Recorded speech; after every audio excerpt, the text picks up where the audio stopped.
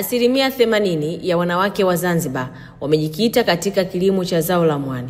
Changamoto kubwa ya wakulima hao ikitajwa vitendea kazi na bei ndogo ya zao hilo, hali ambayo inakwamisha kiuchumi wa wakulima hao. Kwa kuliangalia hilo, mgombea wa urais wa Zanzibar kwa tiketi ya Chama cha Mapinduzi, Dr. Hussein Ali Mwinyi, anawapa matumaini mapya wakulima wa zao la mwani ili waendelee kuzalisha mwani wa kutosha zaidi. Tunataka isimame, maana 700 800 ingali ndogo, ile 1000 huku hatunayona. Lengine tunataka mashine ya kusarifia mwani.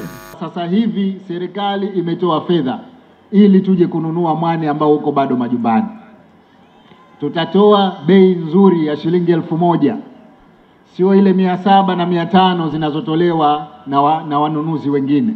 Kwa hivyo tutahakikisha tunaununua mwani wote uliokuepo, lakini tutahakikisha vile vile tunajenga viwanda vya kusarifu mwani hapa Unguja kama ambavyo tumejenga Pemba, ili tuweze kuongeza thamani katika zao letu la mwani. Aidha, Dr. Mwinyi amesema serikali itaboresha miundombinu ya uvuvi kwa kujenga madiko na masoko ya kisasa pamoja na kuendelea kutoa boti kubwa kwa ajili ya wavuvi. Ndani ya Ghuba ya Chwaka, hususan katika kijiji chetu cha Chwaka, vimepatikana vyombo 4 tu.